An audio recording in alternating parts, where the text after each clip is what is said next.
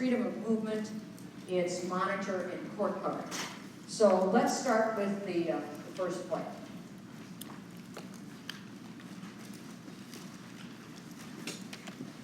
And we'll just take a look at it and we'll find out.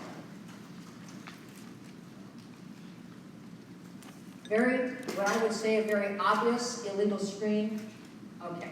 There's a couple things I think we all need to realize when we're repping the women's game. If you had an opportunity to stand in front of 50 young officials who were getting into the women's game, you could only teach them two plays. What I would teach them the block charge play, and I would then teach them the screening, but I would be very specific on the screening, on setting up a screen on a moving player. You must allow them the opportunity to stop and to change direction. That is the screen, and it's happening at a very high percentage in our game. That one, not the blind screen, not setting the screen on a stationary player. It was very tough for me to find one last year, this past season.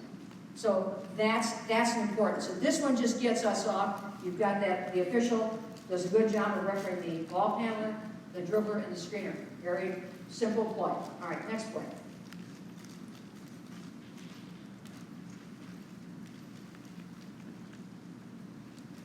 Trail official on ball in the primary area. Good. Tripping foul. All right, we're going to look at it again in slow motion. Good job on the trail. Ball's in the primary area. Got the defender. Crosses. Now the center picks it up and stop right there. You see where our trail now to center is picking up the area here, picking up in here. All right, continue. All right. Our center to trail official has the ball handler, the dribbler, and front stride of that screener. Okay? We have a rotation going on, and our trail to center is picking up this area. Let's flip forward just a little bit. And that's where they're helping that back side of the screener and also this defender here. Okay, click forward.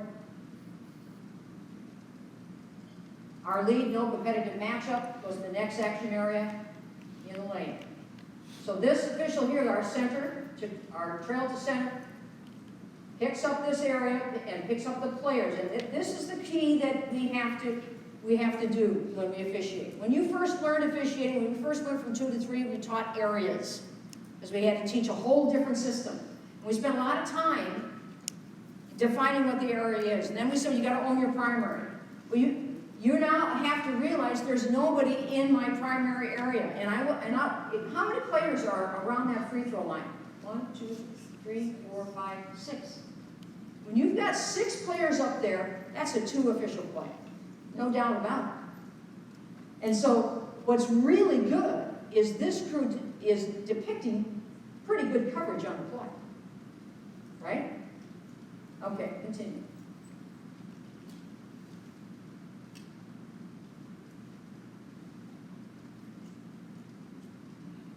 All right, any questions on it? Anything people want to add? Because somebody's going to see something else. And this is, if you had anything to add on this play, please do. But this is good. This is the coverage. This is the screen that you're going to see above the free throw line, or at the free throw line, or at the elbow. And our officials have to understand, if I don't have anybody in my primary coverage area, where is my next action area, right? And when that happens, for example, if that official, our trail center official, didn't have to play, that lead would have to play. All right. Yes? If the trail would have happened to have a whistle on that play, who would you have liked to take that to? So if the trail on the other side, Yes. see, and that's a really good, go back, our trail official, our new trail official, does a good job, because I believe that official saw the play, but gave that official the opportunity to get it. And have, but I think that our trail to center, we'd like to have them, if that happened on that play, we'd like to have that trail to center to take the best look, and it's also play forward. It's really more, it's right at that area here. But this is just, she's got the wide open look at the play, and I like that the trail didn't jump on that play. Okay, good question. Dan, Yes. just real quick, there's always going to be a couple of plays in a game where maybe a play like that, maybe a little higher where, like we have a senior moment or we just miss it. Yep. Is that the type of play that you would want any of the officials to come and get? You answer the question. Okay. You answer it. What do you think? Oh, absolutely. Absolutely. Way too much fun. It's an obvious trick foul, right? It's an obvious trick foul. Yes. Yes. You know, and when you have those, and that's part of your judgment, but when you have those obvious plays, you give the primary official an opportunity to get it. They don't, then you've got to come and get that. Okay? That is one. Yes. Okay. Next play.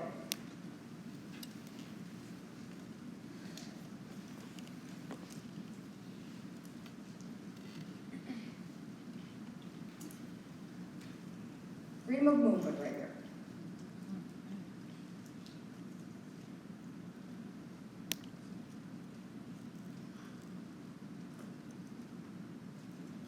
All right, let's look at it again.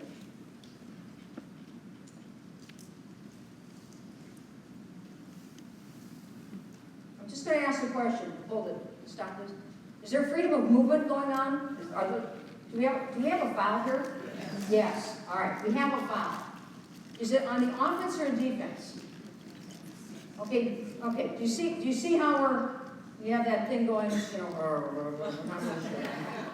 Okay. I want us to realize when that happens, it leads to not blowing the whistle. Because you were very emphatic that it's a foul. Very emphatic. We didn't even have to show that second time. Whose primary coverage area is that happening in at the beginning of the play? Lead. So let's go back and take a look at it. And you guys look at this play and you tell me, where do you think the lead is looking on this in rotation? So we're going to go back. Take it back to... Now this is the slow-mo, so... All right. All right, here we go. Right after this. So watch your lead.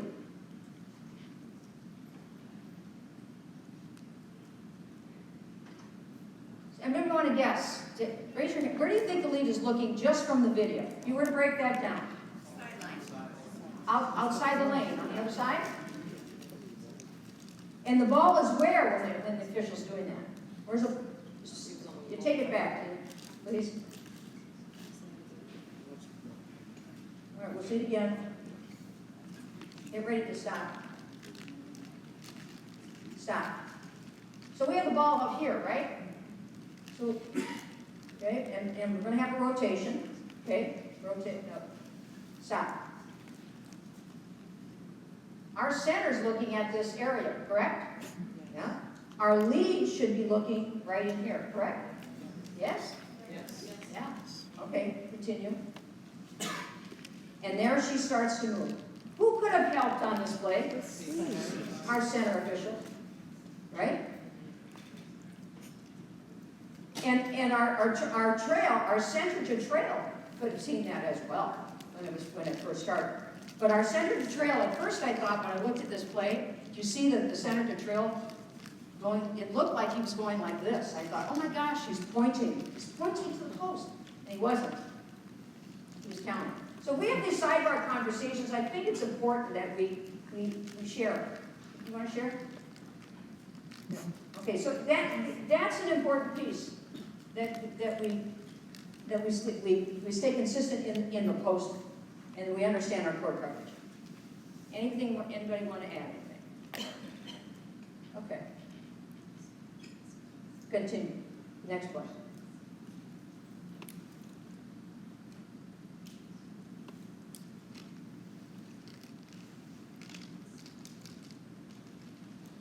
And stop. Just remember, about probably 2 years ago, and it was encouraging to hear what Charlie said about the officiating across the country. But we wanted to take obvious fouls off the board.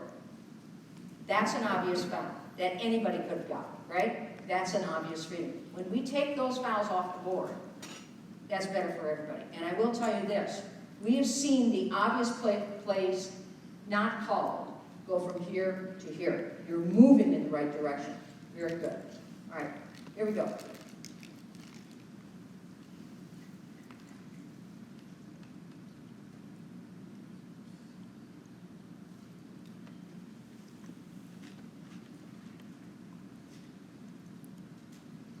right in here, right in the centers area. How many fouls do we have there? More than one, right? Did we get the first foul? No? We didn't get the first foul. Look what's happening here. 74-70. South Carolina's down. What do they want to do? They want to take foul. That's a legitimate take foul at the beginning. Back that up, please, Tina. Thank you. That's a legitimate take foul. What happens if we don't get that thing and it goes on and on? What's going to happen to that foul? It's going to be a flagrant one. And we are. And I will say that we are getting better at calling the legitimate flagrant ones. This one isn't a flagrant one. This one is just a common take foul. And so we need to get those right away. And the announcers got into this too. You know, Dawn is back there saying that this foul's been going on for the last minute. Not completely a minute, but it went on longer than it should have. Okay? All right. All right, let's take a look. We'll start with the monitor. Just watch this play. This is a good play.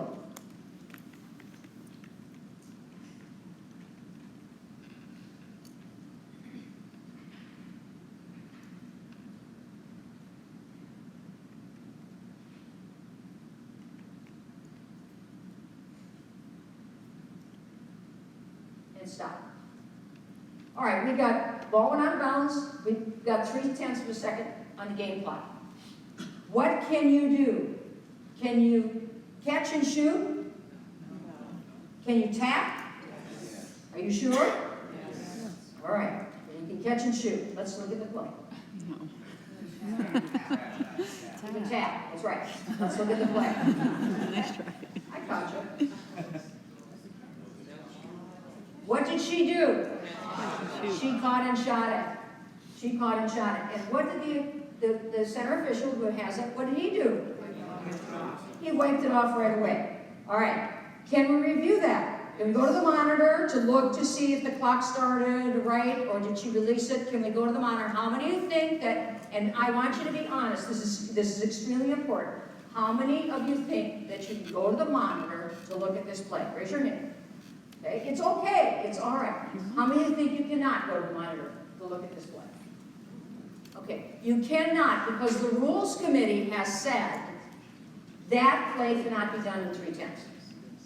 They have made that decision for you. Okay? So when you decide it's a catch and shoot, it's a done deal. Correct?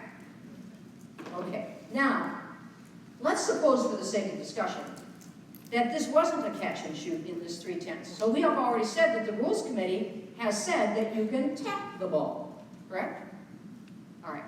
Can you go to the monitor to see if that shot was legal in 3/10? Yes, because they're saying it can be done. So you're going to be looking at the clock starts and this and that. Now, you go to the monitor, and you think they tapped it, and it went in. And now you're looking at this play. Can you do anything with that? Can you now re-referee that it was really a catch and a shoot? No, you cannot. You cannot do that. So when you go to the monitor and look if it's a tap, if it wasn't a tap, you've already decided it was. So now you're looking to see, did she get it off? Okay? Are you with me on this? Per John Levinson's interpretation, as we talk about this kind of stuff. So let's make sure, this was a great job of this crew, judging the catch and shoot. Did you notice anything else on this play when you saw it? Let's go back to the beginning.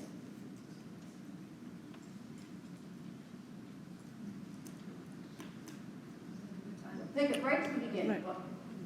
All right, here we go. Right to the beginning. Watch the clock. Was 3/10 the right number that we should have put on that clock? Could that crew have gone to the monitor? Or a timing error, correct? Right. So us through, now tell me, what's the rule now? If I'm going to the monitor to look at this play, I'm going to put how much time back on the clock based on what? Kyle? When the ball hits out of bounds. When the ball hits out of bounds. So when you really look at this play, it looks like it's more. And Brenda and I had a fabulous conversation this summer about this play. And, and you all know Brenda. She's very, very willing to put herself on the table, as many officials are, and talk about it. So kind of talk us through your thought process on this. And this is not a surprise. She and I have already set this up. We did our little, we're going to do this. So, but this is how we all learn, because she was there. So at the time of this play here, as soon as I went out of bounds with it, I knew that. I know, you don't like microphones, but it's That's okay. fine. That's fine. No problem. Okay, she's fine. You're good. Okay. She can, all right. At the time, as soon as I pointed out of bounds, I look up and I can see that the time was still running. As soon as I pointed to looking up, I saw 3:10. And so I hear Julie, and I'm not sure exactly who else I don't remember. But anyway, we start, as soon as we come and we go, we have time, and I heard 3:10, and I had already had in my head 3:10. So when I heard somebody else, it kind of confirmed what we were thinking. So we kind of go through it, and I just immediately just go 3:10 on the clock. And as I'm walking back, and one of my telltale signs is whenever I put I start to think, and I'm processing, and I go, all right. But it doesn't go all the way through for me the way I want. So I said, So we put the ball back in play, and sure enough, and at that moment too, we also discussed tap only. And we let players know, coaches know, tap only. So once this, as you see it all unfolds, it happens. So now the quarter's over, we get together, and then they're discussing monitor. Those who I've been doing this for would know that I'm very familiar with 3:10. I know this one very well, and I knew we weren't going to the monitor, and we discussed that. And I said, we're not going to go. I go, trust me, this is not a reviewable play. I go, I know this play like the back of my hand. This is not a reviewable play. So, and they went with that. We're like, this is on me. Just trust. I'll explain it to you at that time. But even then, I know I said, I think the one thing I would have liked to have done differently is slow down. Because we went quickly. And slow down, go use a monitor. Because when I went back to look at it, I see 5:10. And that's what it is from when you point to when you look up, there's that lag time, right, in between there. And if I would have went back, and as a crew, we discussed this at halftime, and the main thing is just we rushed it. We rushed the situation, and rushing the situation caused us to take away 2 points from this team. So that was our discussion at the time. Great, thank you. Thank you very much. It was good, wasn't it? Yeah. Good job. Here's the other thing that concerns me in the NCAA tournament. We have a standby sitting at the table. And I'm very, very strong about standbys. I think they need to be somewhat obnoxious. They need to be assertive and aggressive. I want them standing up. I want them bringing over, because I have a feeling if somebody would have said, maybe we go to I saw more time, or let's go look at it, we can look at it. So somebody to trip that. When you have a chance to go look at something that legitimately, your eye is not that good. If you did see 3, it probably was, your eye was just not that good. Because right now, move this play, and I'm almost guaranteeing you, they would have gone to the monitor for sure at this, where I'm going to move this play. I'm going to move this play to the 4th period. There's no doubt in my mind. But if you moved it and we didn't, this becomes a huge, huge blow. And this is the kind of stuff you really want to avoid. So that this is a good video clip to teach a whole bunch of stuff. Right? Go ahead. And that's really for me the takeaway. Don't treat the first quarter, the first 3 quarters any differently than you would the last quarter with 3 tests. you know what you're gonna do at that, or even halftime, because you know before half, you go and you check, and we do all that stuff, but it's that person that, treating every quarter with the same level of concentration and just the same mindset. Honestly, I mean, that's what I did not, so. Yes, I think that another teaching moment is regardless of who your partners are. You know, we have this crew chief who comes out and says, hey, really strong, let's put point 3 back on the clock. It's great for me to take a moment like, okay, no, that's my crew chief, but still go in and give you information like, hey, maybe we should just go take a look at that. Regardless if it's the first, second, third, or fourth period. and see, that's another point. What we're looking for, when we talked about boys in the boat, and you're all in this together, and you're all pulling yours. This is, if someone's in the boat and they're not putting their oar in at the same time, I'm going to find somebody that can put their oar in the same time. So you can never use that as an excuse. Obviously, we want our crew chiefs to be assertive and aggressive, but to bring people together. So you know what? If you're working with somebody, and not saying you, but if you're working with somebody, I'll tell you a story. I was working with Felicia Grinder, and we were in a conference championship, and I had this player. I had it. And she's trying to tell me something, and I know I got it. Finally, she stood in front of me, she put her hands on her shoulder, and she said, June, the shot clock. That was the only way she could get me to stop. Because I was on the train track going. And we got in the locker room, and I was like, thank you. And you've got to have the courage. It doesn't matter. It's about the game. It's not about me personally or you personally. It's about the game. So sometimes you have to be that kind of person. Melissa. I think, good point. As crew chiefs, we need to be more receptive, but I would say, Cheryl, I think maybe we should go look at that. That might not work with them, just with a lot of, but there's a lot of people here, and it's a good point to discuss. I wouldn't say. Come out with something a little stronger or a little more, say what you want to do. Because if you really want to, I think maybe, and like June, you got this plan. Now, there's no maybe, tell me exactly what you want to do. Like, you know, because it's kind of crazy and there's a lot going on. Be in fact. Right, no, absolutely right. And that's not, you were just saying, Yes. you're going to Yeah. the bigger picture is, there's 3 people on that. There you have I went to the standby, you went to the other person. See, this is how we get better. This collective kind of discussion is very, very good. And I like this interactive stuff that's going on. Lisa, I was please. going to say exactly what Melissa said, because as a group chief, we're thinking so many things, and one of them is the Jeopardy song playing in the background. Yep. With your decision making, if you come to me and say, I think there may be more time on the clock by the time we went out of bounds. If you say something specific, now I can stop what I'm doing and be directed. Just exactly what Melissa said on, and I wrote it down. Take a look at that. It was not going to inspire me to stop my train of thought. Something specific will allow me to stop and engage. Like what else? Like that. I think we have more time than 23. Okay. And then Very if correct. me or LJ says no, you know, what's going to stop me too is No. we might miss a timing mistake. We're missing a timing mistake or something. That I'm Right. Wait a minute now. Thank you. Here's the other thing. Here's the other thing you have to remember. When all of a sudden, okay, now let me make a point here. When you are discussing and using the number 3/10, you have just taken a play out of the game. Okay? So if you have the opportunity to get to the monitor to see if it truly is. Now you don't fudge factor. If you know, you can't.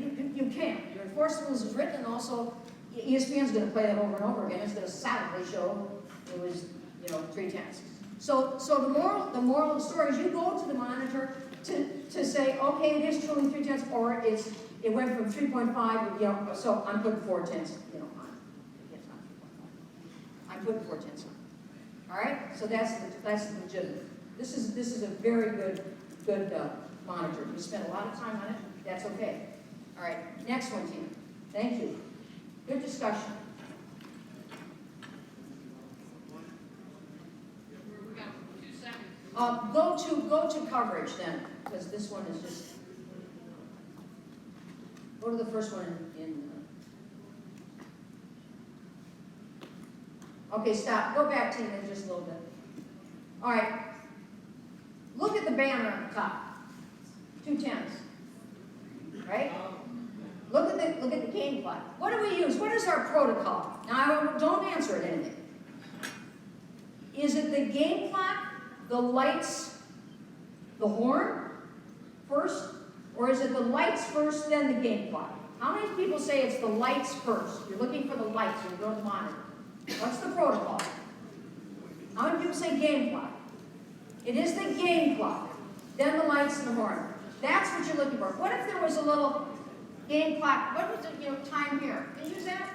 No, you cannot. All right, Tina, go to the coverage and the next one, please. Is that one I want to hit for sure? This is a very good example of this crew doing a monitor coverage. That two people at the table, not 3. Separation. We're going to get together and discuss it. Okay, good. All right, now we're going to bring both coaches together. Good. And Dawn's not happy, but it is what it is. When I taught monitor 3, 4, 5 years ago, I couldn't find anybody doing it right. We learn, this is going to be posted, for mechanics, we learn better when we can see the people doing it right. All right, coverage piece. And then this is a drive down the lane, and watch your center, even though he's kind of blocked by the little coverage piece, but watch your center official. Calls the whistle, jumps on the play. Whose primary is that? Lead. Who should have the primary time whistle on the play? Lead. Okay. Is it an RA play? Yeah. Yes, it's an RA play. So my question, you've got an offensive foul. How many games have you had in the past year since we've had an RA where you got help from your lead? Not very many. It's usually your trailing center. Our lead should have come and helped on this play. Watch that left, right? She's not, there it is. It's not an offensive foul. Okay, everybody with me on that? You guys, great job. Brenda, thank you very much. I appreciate it.